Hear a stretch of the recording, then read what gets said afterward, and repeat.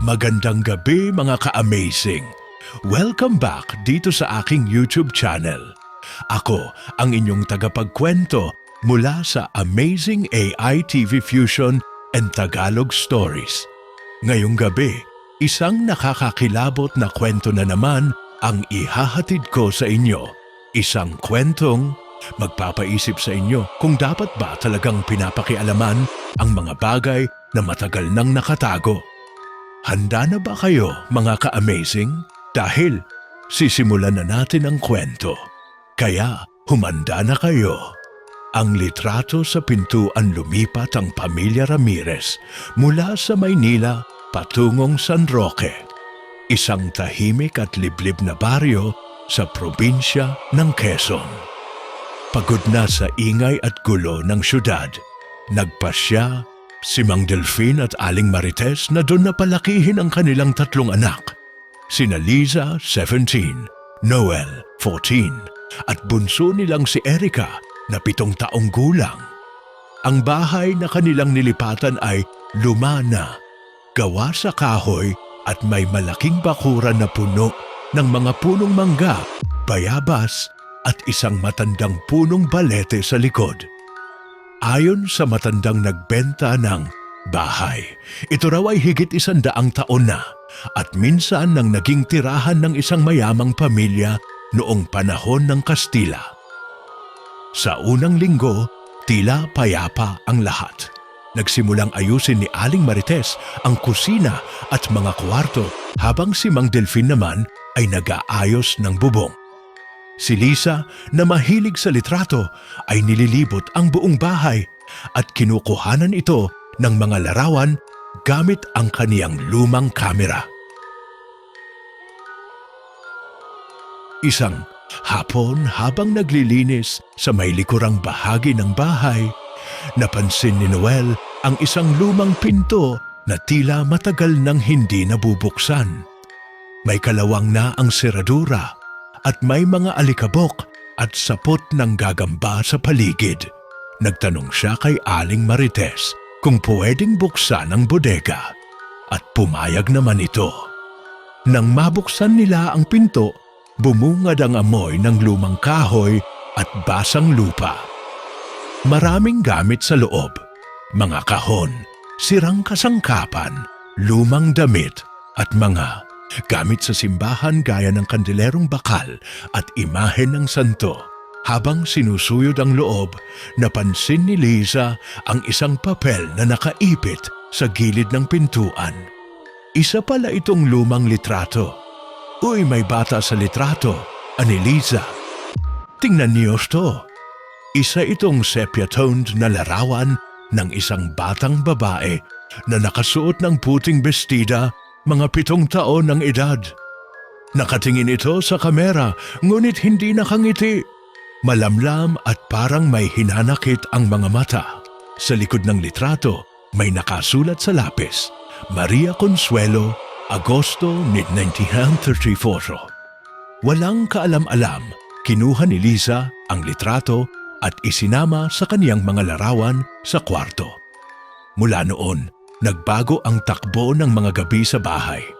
Unang gabi, bandang 2:00, ng madaling araw, nagising si Erica sa mahinang katok mula sa pintuan ng kwarto nila.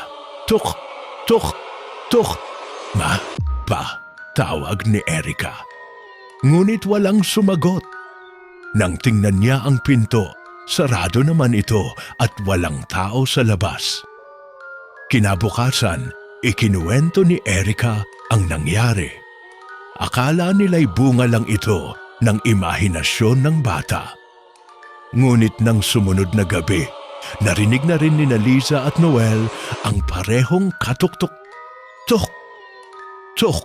Palakas ito ng palakas. Minsan ay parang mula sa pintuan ng bodega. Minsan ay sa mismong likurang pinto ng bahay. Tuwing susubukang buksan, walang makikita. Walang tao. Walang hayop, wala, hanggang sa 5 gabi. Habang lahat ay tulog, biglang bumukas mag-isa ang pinto ng bodega. Isang malamig na hanging tila galing sa ilalim ng lupa ang dumaan sa buong bahay. Napabalikwas si Liza mula sa pagkakatulog. At mula sa dilim, may narinig siyang boses, mahina, paanas, ngunit malinaw. Ibalik mo ako. Kinabukasan, nagsimulang magtanong-tanong si Mang Delfin sa mga kapitbahay. Isa sa mga nakatatanda, si Lola Celia, ang nagkwento ng tungkol kay Maria Consuelo, isang batang babae na nawawala noong dekada 30. Anak daw siya ng may-ari ng bahay. Isang gabi, hindi na siya natagpuan at ang huling nakita sa kanya ay ang puting bestida na isinampay sa may bodega. Hindi na siya nahanap. Pero may mga kwento na tuwing gabi may naririnig daw na katok, para bang may gustong pumasok o makalaya. Nagdesisyong isoli ni Liza ang litrato sa kinatatagpuan nito. Ngunit nang puntahan nila ang bodega, naglaho ang litrato. Hindi ito matagpuan kahit saan. Maging sa kwarto niya, sa ilalim ng kama, sa loob ng camera case, wala. At simula noon, hindi na lamang katok ang naririnig nila tuwing gabi. May mga yapak na maririnig sa pasilyo. May ilaw na biglang namamatay. May mga laruan ni Erika na gumugulong mag-isa.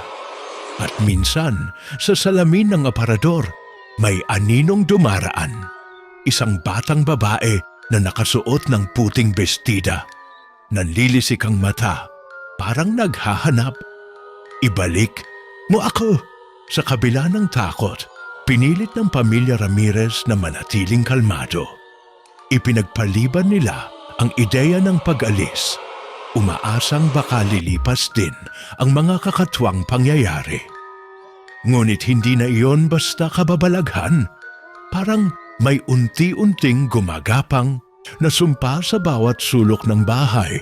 Isang gabi, habang nakahiga si Noel sa kanyang kama, nakarinig siya ng kaluskos sa kisame.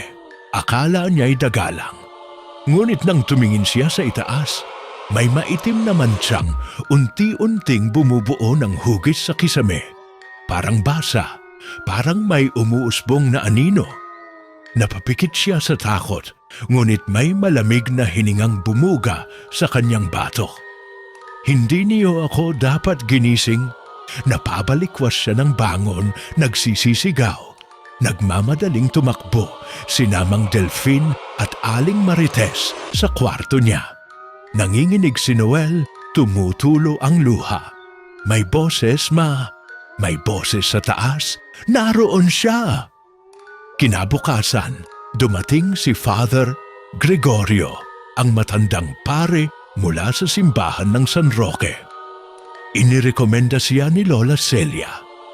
Tahimik lamang si Father Gregorio habang iniikot ang bahay. Hawak ang maliit na bote ng banal na tubig at rosaryo. Nang makarating siya sa bodega, huminto siya sa pintuan. Hindi lang ito ordinaryong lugar, bulong niya. Dito mismo namatay ang bata. Nagulat ang lahat. Paano niyo po nalaman, Father? Tanong ni Liza. Ang amoy, ang pakiramdam. May naiwang enerhiya rito, malamig kahit tag-araw. At ang pader na ito, tinapik niya ang lumang dingding sa kanan. May laman. Pinahukay ni Father Gregorio ang bahaging iyon ng dingding. Nagtawag sila ng karpintero. Habang unti-unting tinatanggal ang lumang kahoy, tumambad ang isang sirang baul na may lumang padlock. Nang buksan, naroon ang mga buto ng isang bata. May puting tela pa sa loob at isang rosaryo na may ukit. Maria C. Napaupo si Aling Marites habang si Erika ay umiiyak. Si Noel tahimik lang nakatitig sa laman ng baul. Hindi siya umalis. Bulong ni Liza. Tito Chia, inilibing. Tumalikod si Father Gregorio at bumulong. Hindi siya inilibing. Siya'y ikinubli. Ayon sa matagal ng tsismis sa baryo, may matandang albularyong minsang tumira sa bahay. Isa raw ito sa mga sinisisi noon sa pagkawala ni Maria Consuelo, ngunit walang sapat na ebidensya. Mabilis ding pumanaw ang albularyo sa hindi malamang dahilan. Sinabing nahulog sa balete, ngunit may mga bulong-bulungan na ang espiritu ng bata ang kumitil sa kanya. Nang gabing iyon, nagtipon ang pamilya kasama si Father Gregorio para sa isang panalangin sa harap ng baul. Binendisyonan ng pari ang mga buto at sinabing dapat itong mailibing ng maayos sa sagradong lupa. Ngunit habang nagdadasal, may biglang dumaan na napakalakas na hangin. Lahat ng ilaw sa bahay ay namatay. Nagsimula ang mga gamit sa paligid na gumalaw parang may lindol. Mula sa dilim, isang puting figura ng batang babae ang lumitaw sa gilid ng bodega. Nakatingin ito kay Liza, may luha sa mata, ngunit galit ang aura. "Hindi niyo ako pinakinggan," nagsigawan ang mga bata. Tinangka ni Father Gregorio na iharap ang krus, ngunit parang may tumulak sa kanya. Napahiga siya sa sahig. Tumakbo si Noel at isinama si Erica sa loob ng kwarto. Si Liza, nanatili, nakatingin sa bata. "Patawad," ani Liza. "Hindi namin alam. Hindi ka namin sinadyang saktan." Napahinto ang figura. Sandaling katahimikan. Ngunit pagkatapos ng ilang segundo, bigla itong sumigaw ng malakas, kasabay ng pagbagsak ng lahat ng gamit sa loob ng bahay. Bumukas muli ang pinto ng bodega at parang hinihigop ng isang madilim na puwersa ang malamig na hangin, ang mga gamit, ang mga bulong. Pagkatapos ng ilang minuto, huminto ang lahat. Ang figura ay nawala. Ang bahay ay tahimik. Si Father Gregorio dahan-dahang tumayo, pagod at nanlalambot. Nagalit siya, pero tila tinanggap na niya ang katotohanan. Kinabukasan, inilibing nila ang mga buto ni Maria Consuelo sa sementeryo sa tabi ng simbahan. Isang maliit na lapida ang inilagay, Maria Consuelo. Nawawala, ngunit hindi nakalimutan. Akala ng lahat na tapos na ang bangungot. Tahimik ang bahay kinagabihan. Walang katok, walang hangin, walang boses. Ngunit kinabukasan, nang bumaba si Noel para kumuha ng tubig, may nakita siyang sulat na nakapatong sa mesa. Lumang papel, kinupas na tinta, nakaukit sa likod ng larawan ng bata. Muling lumitaw ang litrato, ang mga salitang, "Hindi pa ako tapos." Simula nang muling lumitaw ang litrato ni Maria Consuelo, hindi na naging panatag si Liza. Paulit-ulit niyang tinatapon ito sa apoy, inilulubog sa tubig, sinusunog. Ngunit sa bawat umaga, naroon uli ito, nakapatong sa mesa, sa ilalim ng unan. Minsan pa nga'y nasa loob ng kanyang bulsa kahit hindi niya alam kung paano napunta roon. Nagdesisyon si Liza na dalhin ang litrato sa simbahan upang muling ipakita kay Father Gregorio. Ngunit sa kanyang pagdating doon, nagulat siya nang salubungin siya ng sakristan na umiiyak. Si Father, "Wala na po siya, Yanito. Nasaan siya?" Tanong ni Liza, nanlalamig. Natagpuan siyang walang buhay sa loob ng confessional booth kaninang madaling araw. Nakabukas ang bibig niya para bang sumisigaw. Nabitiwan ni Liza ang litrato. Ngunit bago pa ito bumagsak sa sahig, tumigil ito sa ere, parang may humawak at dahan-dahang lumutang pabalik sa kanyang kamay. Napaurong ang sakristan. Lahat ng ilaw sa loob ng simbahan ay pumatay-patay. Hindi siya tapos. Bulong ni Liza sa sarili. Pagbalik niya sa bahay, naroon Ang pamilya, tahimik, nag-aalala. Tila nararamdaman ang muling paglapit ng kasamaan. Si Noel, nakaupo sa sahig, hawak ang isang laruan na animoy patuloy na gumugulong kahit hindi niya iniikot. Si Erica, nakatingin sa dingding, pinubulong ang pangalan ng isang batang babae. Consuelo, Consuelo. Kinagabihan, muling narinig ang mga katok-punto kaputo hindi ng pinto ang kinakatok, dingding, salamin, kabinet, lahat. At bawat kasunod ng katok, may kasunod na bulong. Mas malakas na, mas masama na ang tono. Hindi mo ako ibinalik, ibinigay mo ako sa ibang sumpa. Biglang namatay ang lahat ng ilaw. Nang bumalik ang ilaw ng flashlight ni Mang Delfin, nakita nilang basang-basa ang sahig ng sala. Parang umulan sa loob ng bahay. Ngunit mas nakagigimbal ang mga yapak ng bata sa tubig. Tumatawid mula sa pinto ng bodega patungo sa hagdan paakyat ng kwarto ni Liza. Hindi nag-aksaya ng oras si Mang Delfin. Sinugod niya ang itaas kasama sina Liza at Noel. Pagbukas nila ng pinto ng kwarto ni Liza, nagulat sila nang makita si Erica. Nakatayo sa gitna ng kama, hawak ang litrato. Nakapikit siya, ngunit may ngiting mapanlinlang sa labi. Si Maria. Gusto niya akong maging katulad niya, sabi ni Erica. Ngunit ang boses ay hindi kanya. Malalim, malamig, puno ng galit. Anak! Sigaw ni Aling Marites, papasok ng kwarto. Ngunit, hindi pa siya nakakapasok ay biglang sumara ang pinto sa kanyang harapan. Sumunod ay ang malakas na pag-ikot ng kandado, parang pinako mula sa loob. Nagsimulang magdasal si Mang Delfin sa labas habang si Liza ay pilit binubuksan ang pinto. Sa loob ng kwarto, unti-unting umangat si Erica sa hangin, parang hinihila ng di nakikitang kamay. Nakalutang siya, habang ang litrato ay umiikot sa paligid niya. Si Noel, bagamat takot na takot, ay lumapit. Erica, lalaban tayo. Hindi kanya pag-aari. Ngunit mula sa dingding, lumitaw ang imahe ni Maria Consuelo. Ngayon ay hindi na isang batang tahimik, kundi isang nilalang na. Ang balat ay kulay, ang matay itim na walang mapaglagusan, at ang bibig ay nakanganga hanggang tenga. Mula sa bunganga nito ay lumalabas ang tunog ng pag-iyak.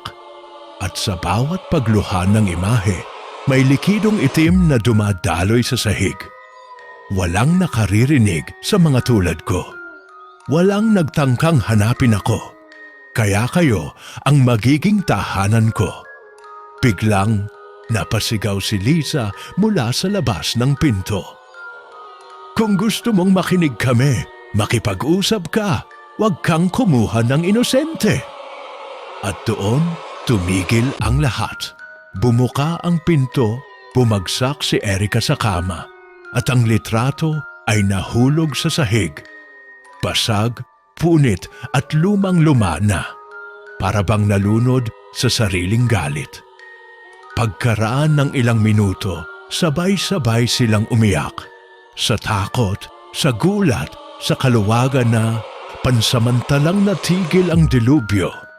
Ngunit sa gabi ring iyon, habang tahimik na ang lahat, may napansin si Liza na nakasulat sa loob ng dingding ng kwarto niya gamit ang lumang lapis. Isang bahay, isang katawan, isang alaala. Pero marami pa akong kwento. At mula sa ilalim ng kama, muling lumitaw isang bagong litrato. Hindi na si Maria Consuelo. Isang batang lalaki naman, nakasuot ng lumang uniforme ng eskwelahan. Sa likod ng litrato, may nakasulat, tumulong siya, pero hindi siya ligtas. Umaga.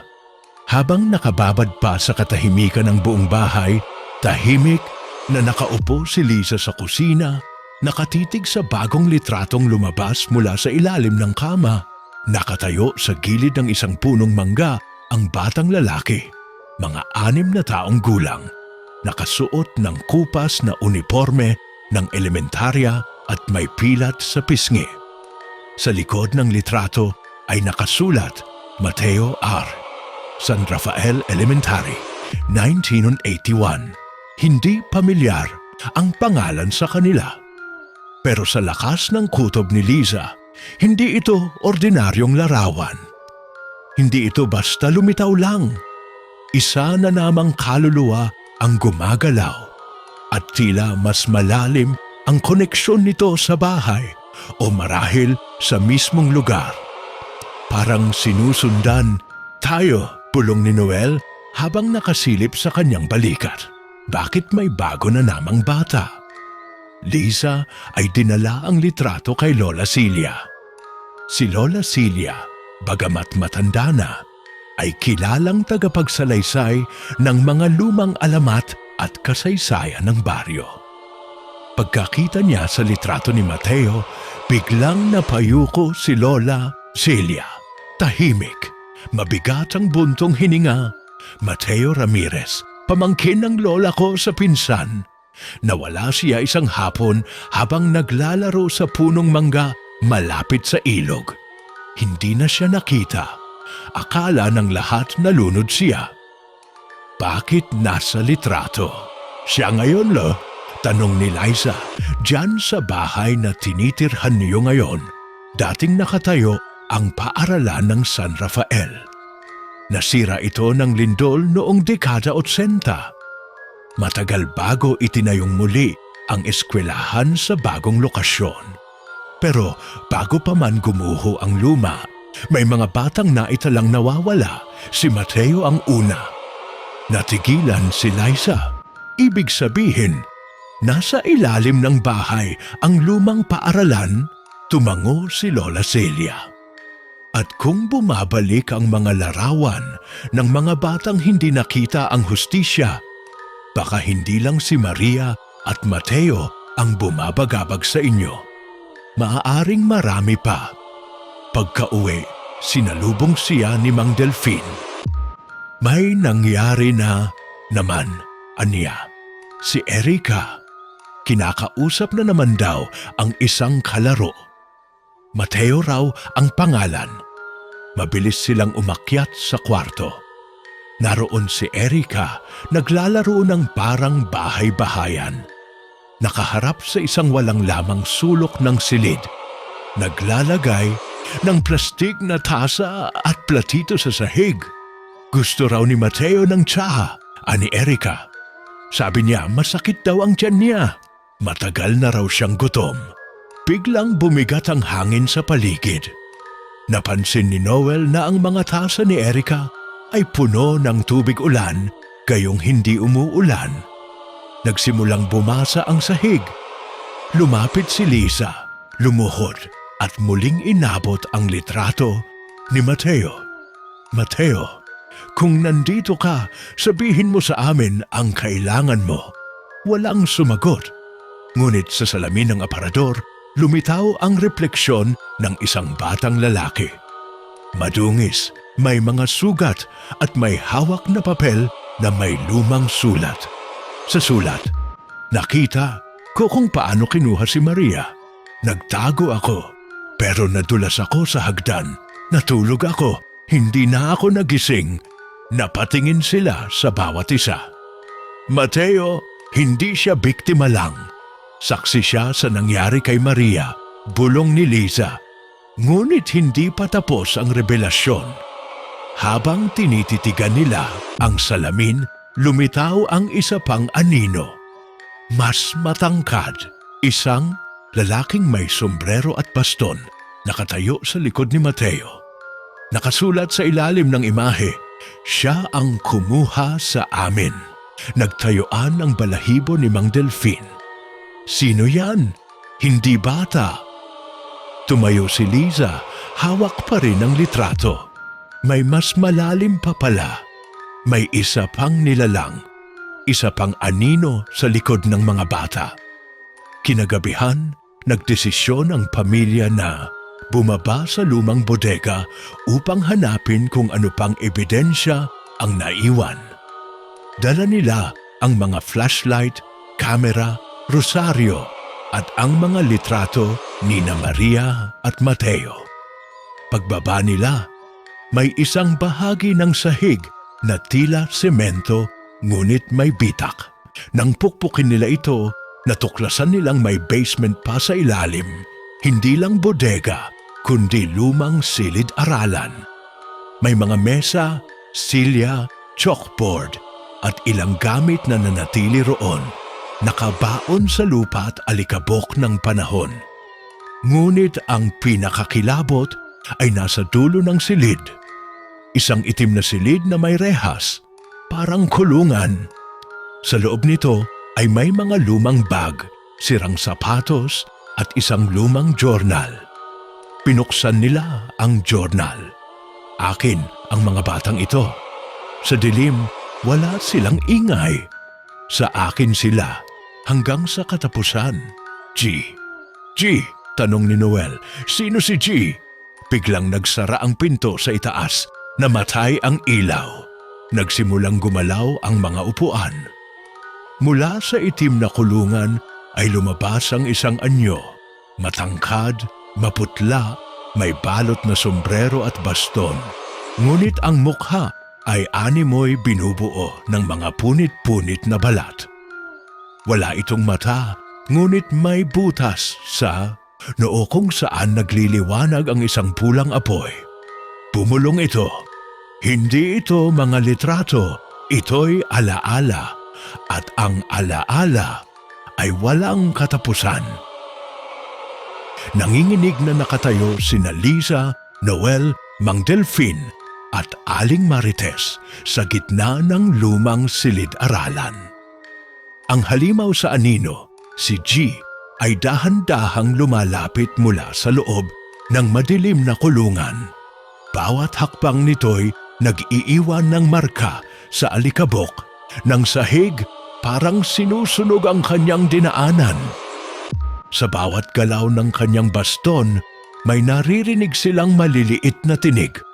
Boses ng mga bata, humihingi ng saklolo. Sa bawat nakalimot, bulong ng nilalang. Ako ang paalala. Hinawakan ni Liza ang litrato ni Mateo sa kanyang dibdib, habang si Noel ay humawak ng rosaryo ni Lola Celia. Bigla silang napuno ng lakas ng loob. Hindi pa tapos ang laban. Hindi ka na makakakuha pa ng iba. Sigaw ni Mang Delfin, sabay hagis ng asin sa direksyon ng nilalang. Sumigaw ito sa galit. Isang napakalalim na tinig. Parang maraming boses ang naglalakip-lakip sa iisang sigaw. Nanginginig ang paligid at ang mga upuang metal sa paligid ay nagsimulang umikot sa ere, umiindayog sa galit ng espiritu. Mula sa kisame, may mga larawan na nagsimulang mahulog. Mga lumang larawan ng bata, babae, lalaki, ilan sa kanila'y may pangalan. Ang iba na may walang pagkakakilanlan. Lahat sila'y may iisang ekspresyon sa mukha. Takot, pagmamakaawa. Habang bumabagsak ang mga litrato, isa-isang nagsimulang lumitaw ang mga anino ng mga bata. Nakapila sila sa likod ni Liza, Noel at Mang Delfin, parang handang sumama kung sakaling mailigtas. Mateo, bulong ni Liza, kung naririnig mo kami, tulungan mo kaming tapusin to. Biglang tumigil ang lahat. Sa gitna ng kadiliman, lumabas si Mateo, hawak ang isang punit-punit na piraso ng papel. Ito ang sulat ni Maria, aniyabasa at halos hindi na mabasa ang mga letra, ngunit may malinaw na linyang natitira. Huwag kayong tumingin sa mga mata niya. Doon siya nakakapasok, doon siya sumisilo. Napatingin si Noel sa halimaw, Si G. Nakita niyang may tila mata sa noo nito, ngunit walang mata sa mukha. Ang pulang apoy na naglalagablab ay ang mismong sentro ng kanyang lakas. Lisa! Sa noo niya, doon siya mahina. Wala silang sandata, kundi ang mga bagay na may alaala. Ang mga litrato, ang journal, ang rosaryo at ang sulat ni Maria. Pinunit ni Lisa ang sulat at inilagay ito sa litrato ni Maria. Sabay isinalpak sa basang kahoy na krus na kanilang nakita sa gilid ng lumang altar ng silid. Biglang lumiwanag ang paligid, sumigaw sa galit ang halimaw, at sa unang pagkakataon, umatras ito. Hindi ito ang huling alaala, bulong ni G, at hindi kayo ang huling makakakita. Sa isang matinis na alingaw-ngaw, nagliyab ang silid. Hindi apoy na karaniwan, kundi ilaw na bumalot sa mga larawan. Isa-isang umangat ang mga ito sa ere at dahan-dahang naglaho, para bang binibigyan ng kapayapaan. Nang mahupa ang liwanag, wala na si G. Wala na rin ang mga litrato. Nasa gitna ng dating, silid ang isang kahoy na kahon. Sa loob nito ay ang natitirang mga gamit ni na Maria, Mateo at mga batang nawawala. Isang journal na kumpleto na ngayon. At sa pinakahuling pahina nito, salamat. Nahanap kami. Ngunit may isang hindi pa natatagpuan. Ang unang litrato. Unang litrato? Tanong ni Liza. Biglang nagsalita si Aling Marites. Nanginginig ang boses. Hindi pa tapos ang sumpa. Hanggat hindi natutukoy kung sino ang unang biktima, hindi talaga matatapos ang lahat. Sa labas ng lumang silid, habang ang pamilya ay tahimik na umaakyat pabalik sa bahay, may isang aninong sumilip mula sa likod ng punong mangga. Isang batang babae, mas bata pa kay Maria. Nakatayo lang siya, hawak ang isang laruan. Ang mukha nito ay walang mata, walang bibig, walang ilong. Puro balat lang. At sa tabi niya, nakapatong sa damuhan, isang napakalumang kamera na dipindot, may pangalan sa tagiliran. Gustavo L. Ang gabi muli na namang bumalot ng katahimikan sa baryo ng San Rafael. Ngunit sa tahanan ni Liza, hindi katahimikan ang bumabalot kundi kaba.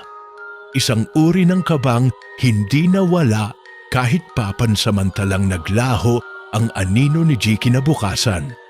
Habang abala si Noel sa paglalagay ng bagong kandado sa lumang bodega, si Liza na may nanatiling tahimik sa sala, hawak-hawak ang journal ng mga bata. Nasa huling pahina pa rin siya. Paulit-ulit na binabasa ang linyang iyon. Ang unang litrato. Naramdaman niyang may hindi pa rin maipaliwanag. May kulang. May isang bata pa na hindi kilala na marahil siyang naging dahilan ng lahat. Pero sino? Kinagabihan, muling nagkakagulo si Erica. Nagising ito na umiiyak, pawis na pawis, paulit-ulit na sinasabi, "Hindi niya ako makita. Hindi niya ako makita." Agad siyang niyakap ni Lisa. "Sino anak? Sino ang hindi ka makita?" Yung babae sa hagdan," sabi niya. "Bakit hindi mo ako pinansin?" Paulit-ulit niya akong tinatawag. Pero hindi ko raw siya naririnig. Napatingin si Noel sa orasan. 3:00 ng madaling araw, oras ng mga hindi matahimik. Bulong ni Aling Marites. Nagdesisyon si Lisa na muling balikan ang simbahan ng baryo, ang pinakamatandang lugar sa San Rafael. Doon, naroon pa rin si Lola Celia naghihintay. Dinala ni Lisa ang journal at ipinakita ito. Tahimik na tiningnan ni Lola Celia ang huling pahina. Napabuntong hininga siya, may kasaysayan ng mga litrato rito sa atin, aniya. Noong panahon ng Kastila, may isang albularyo na tinawag nilang Gustavo Lantara. Isa siyang dayuhan, dumating sa baryo, may dalang kakaibang kamera. Hindi ito tulad ng karaniwang ginagamit ng mga Kastila noon. Ang sabi ng matatanda, bawat kuha ng kamerang iyon ay nakakakulong ang kaluluwa ng iniikutan ng lente. Paano napunta rito sa San Rafael? Gustavo ay itinapon dito ng mga praile matapos mahuling gumagamit ng kulam at mahika negra. Nagtayo siya ng maliit na silid sa paanan ng bundok kung saan siya nagkukulong. Doon niya daw nilalagay ang mga larawan ng alaala. Pero may isang araw, isang batang babae ang nawala. Hindi na nakita pa. Pagkatapos noon, isa-isa na ring nawala ang mga batang nakatira malapit sa ilog. Napakunot ang noo ni Noel. At iniisip mo, siya ang unang litrato? Tumango si Lola Celia. Oo, siya ang simula. At kung hindi siya mahanap, kung hindi mabawi ang kanyang larawan, mananatiling bukas ang daan. Agad silang nagtungo sa paanan ng bundok. Matagal nang walang lumalapit sa bahaging iyon dahil pinaniniwala ang sinumpa. Ngunit nang makarating sila roon, nakita nila ang isang lumang bahay na yari sa batong adobe. Halos natatakpan na ng mga baging at ugat. Sa gitna ng bahay, may altar. Sa ibabaw nito ay isang lumang kahon ng kamera. May inukit na pangalan, GL. Paglapit ni Liza, biglang lumamig ang paligid. Tumigil ang hangin. Nagsimulang magliwanag ang kahon at sa gilid nito may nakasabit na frame ng litrato. Itim at puti, puno ng gasgas at alikabok. Dahan-dahang inalis ni Liza ang takip. Tumambad ang imahe ng isang batang babae. Nakatayo siya sa harap ng bintana, nakasuot ng puting duster, walang ekspresyon sa mukha. Sa ibaba ng litrato may nakasulat, Primera Imagen, Abril 1822, unang litrato, bulong ni Noel. Biglang nag-iba ang paligid. Sa mga dingding ng silid ay nagsimulang lumitaw ang anino ng mga batang nawawala. Isa-isa silang humaharap sa litrato, parang may hinihintay. Hinahanap nila siya. Sabi ni Liza, isang tunog ng lumang kamera ang biglang umalingaw-ngaw. Click, sabay ang pagputok ng dilim. Sa sandaling iyon, nawalan sila ng malay. Pagmulat ni Liza, nasa loob na sila ng simbahan. Sa harapan ng altar, naroon ang mga larawang nakita nila kanina. Ngunit ngayon ay unti-unti nang nawawala. Parang sinusunog ng liwanag, ngunit hindi nasasaktan. Tumayo si Lola Celia, dala ang litratong nakuha mula sa bahay ni Gustavo. Nailigtas mo siya, aniya, ang unang biktima. Anong mangyayari ngayon? Tanong ni Noel. Ang daan ay pansamantalang magsasara. Ngunit tandaan ninyo, ang mga alaala ay hindi kailanman tunay na nawawala. Minsan, binabalikan nila tayo. Minsan, pinipili nilang manatili. At sa huling pagkakataon, narinig nila ang tinig ng batang babae mula sa litrato. Mahina, tila mula sa malayo. Salamat. Ngunit habang umaalis sila sa simbahan, hindi napansin ni Noel na sa kanyang likuran, may isang bagong larawan na sumabit sa pintuan. Mainit pa ito. At sa likod ng frame may nakaukit na mga letra. Kayo naman ang susunod. Makalipas ang ilang linggo, pinalikan ng pamilya ni Liza ang kanilang normal na pamumuhay sa San Rafael. Wari bumalik na sa dati ang lahat. Tahimik na ang gabi. Wala nang kumakatok sa pintuan tuwing hating gabi. At hindi na rin nagigising si Erica na umiiyak. Ngunit ang katahimikan ay may bahid ng panlilinlang. Habang abala si Noel sa pagpipintura ng bakod isang hapon, napansin niyang may lumang sobre na nakasiksik sa ilalim ng harapang pinto. Walang tatak, walang pangalan, ngunit may kakaibang bigat ang papel. Agad niya itong binuksan, isang sulat. Hindi lahat ng larawan ay para tingnan. Ang iba, nilikha para ikulong. ML napalunok si Noel. ML, Maria Lantara, biglang napansin ni Erica ang larawang nakasabit sa likod ng pinto. Isang litrato ng kanilang pamilya na kuha ilang araw matapos nilang dumating sa San Rafael. Noon lang niya napansin na may hindi tama. Sa likod nila, may nakatayo. Isang batang babae na nakaputing duster. Nakatungo ang ulo, ngunit tila nakatingin sa kamera.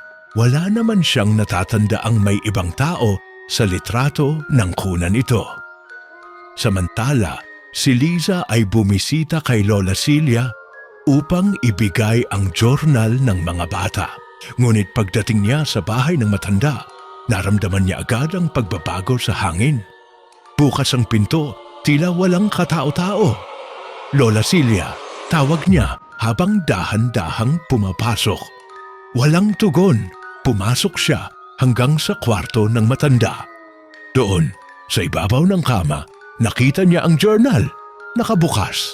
At sa bagong pahina, may nakasulat na mensahe gamit ang tinta na kulay dugo. Ang litrato sa inyong pintuan ay hindi na sa inyo. Napaatras si Lisa. Napansin niyang may gumagalaw sa salamin sa gilid ng silid. Ngunit wala naman siyang kaanyuan. Doon, sa halip, isang batang babaeng walang mukha ang nakatingin sa kanya mula sa kabila ng refleksyon. Sa bahay, si Noel ay naiwang mag-isa kasama si Erica. Habang pinapainom niya ito ng gatas, biglang nagsindi ng sarili ang TV. Wala itong saksak. Sa screen ay isang maitim na imahe ng isang lumang pinto. At dahan-dahang bumubukas ito. Mula sa bukas na pinto sa screen, may isang imahe na dahan-dahang lumalapit, mabagal, tila binubura ng static habang sumusulong. Tok, tok, tok, may kumakatok. Sa likod ng bahay, tumayo si Noel, pinuhat si Erica at dahan-dahang lumapit sa likuran. Pero bago pa niya mabuksan ang kurtina ng bintana, may narinig siyang boses, isang mahinang bulong. "Huwag mo akong tignan!" Sa likod ng kurtina, hindi niya tinuloy ang pagsilip. Tinala niya si Erica sa kwarto at tinawagan agad si Liza. Sumagot ito agad, ngunit sa kabilang linya ay boses ng ibang babae ang narinig niya. Hindi siya makakatugon ngayon. Nakatingin siya sa mata ko. Agad niyang binaba ang tawag. Dumating si Lisa ng gabing iyon. Hinahabol ang hininga. Magkayakap sila ni Noel sa sala. Si Erica ay natutulog sa sofa. Tila ba mas lumamig ang paligid kahit walang ulan?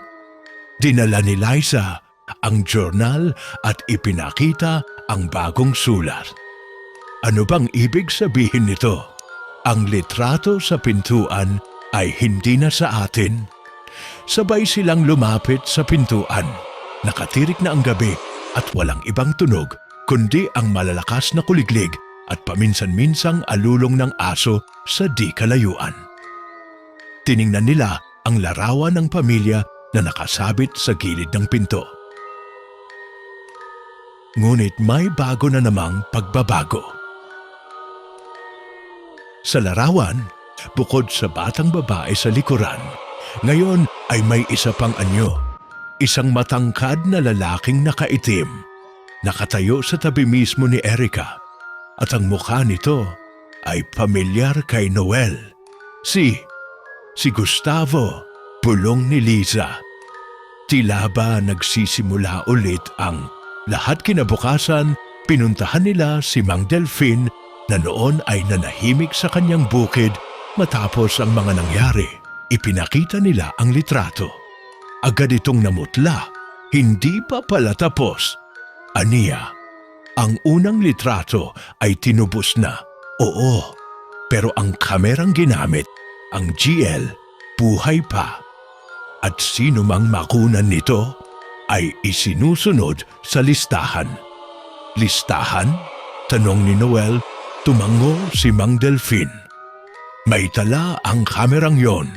Isa itong kamera ng paghihiganti. Hindi ito basta lumilikha ng alaala. Kinukuha nito ang bahagi ng kaluluwa ng bawat makunan. At sa bawat larawang kinukunan, may kasamang anino na sumusunod sa kanila hanggang makuha ang kabuuan. Napaupo si Liza. Ibig sabihin, ang litrato sa pintuan ay isang bitag. Hindi lang bitag, ito'y pintuan, literal. At sinumang makatingin ng matagal dito ay nagbubukas ng daan para sa mga nakatali sa kamerang iyon. Tumahimik ang lahat. Ang mga batang nawala noon ay bahagi ng larawan. At ngayon, ang larawan ay nasa kanilang bahay. May paraan pa ba para isara ito? Tanong ni Noel. Isa lang, sagot ni Mang Delfin. Hanapin ninyo ang negatibo ng unang larawan. Iyon ang simula. At yun lang din ang maaaring magsara ng lahat. Nasaan? Tanong ni Liza. Ngunit bago pa makasagot si Mang Delfin, may narinig silang click mula sa likod ng kanilang sasakyan. Tumalikod sila. May isang batang babae, nakasuot ng puting duster, hawak-hawak ang isang luma, kalawangin at nangingitim na kamera. Click. Mabilis na humawak si Liza sa kamay ni Noel, habang ang batang babae ay dahan-dahang lumalapit sa kanila. Hindi siya tumatawa, hindi rin umiiyak. Tila isang malungkot na anino na naghahanap ng katarungan. Hindi ka namin hahayaang kunin kami, sabi ni Liza, nanginginig ang boses. Hindi ka na makakakuha pa. Ngunit imbes na matakot, tumango ang bata. Para bang nauunawaan ang kanilang mga salita. Hanapin niyo ang negatibo, mahina nitong bulong.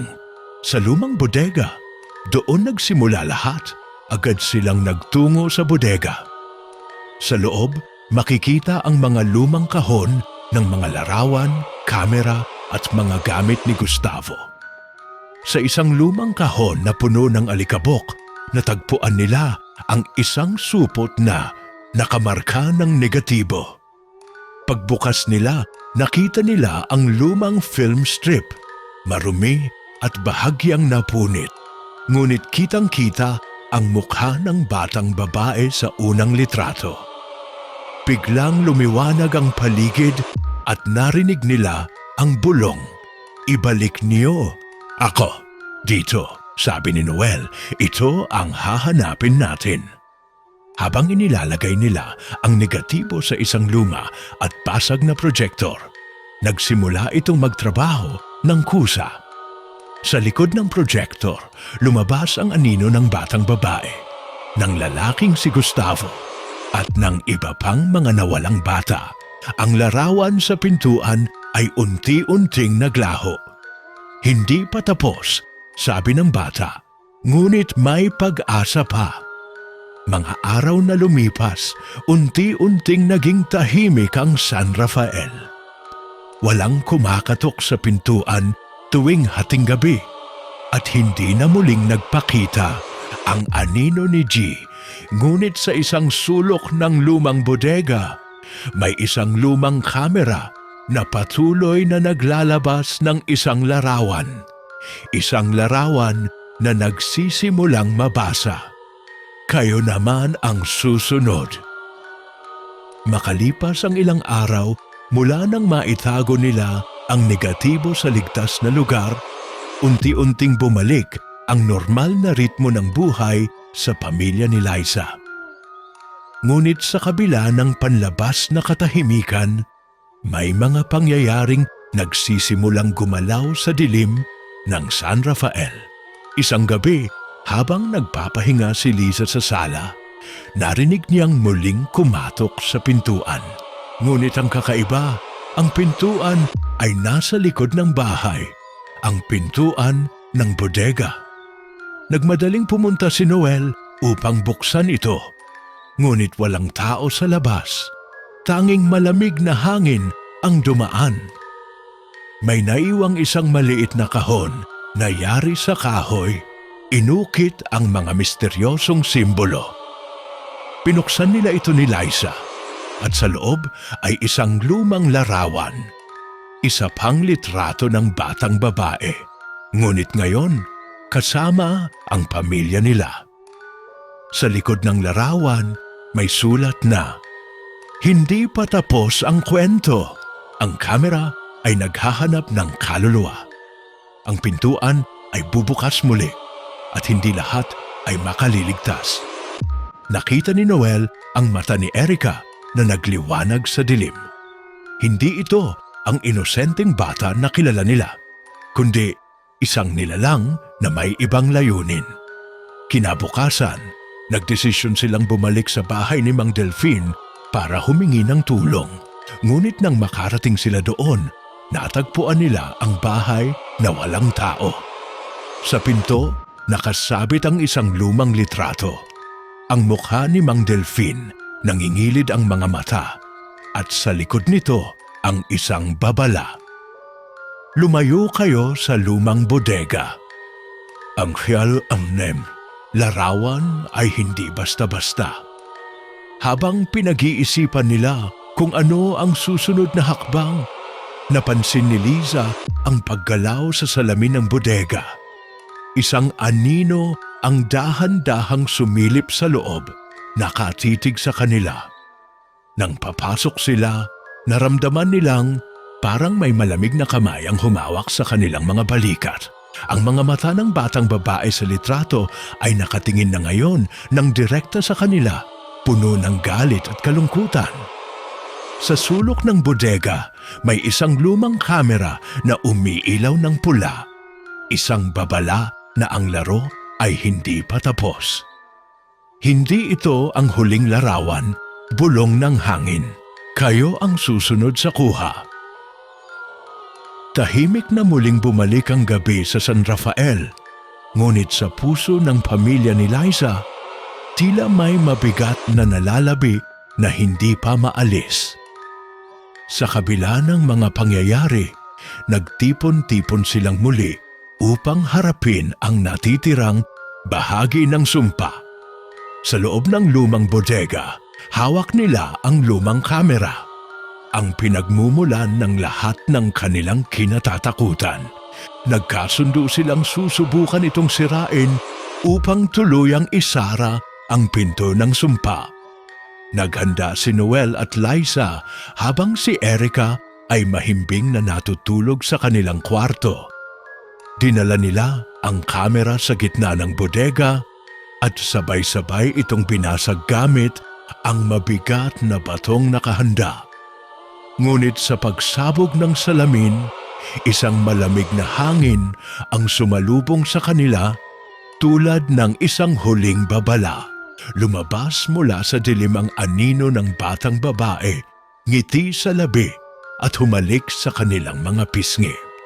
"Salamat," mahina niyang sinabi, "ngunit ako'y makakapagpahinga na."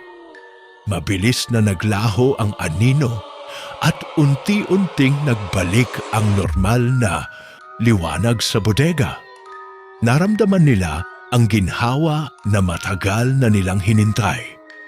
Paglabas nila, nakita nilang nakatayo sa pintuan si Mang Delfin, ngumiti at inabot ang isang bagong larawan.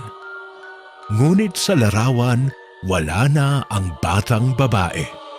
Pinalitan ng larawan ng kanilang pamilya na masaya at payapa. Sa kanilang pag-uwi, alam nila na ang sumpa ay natapos na.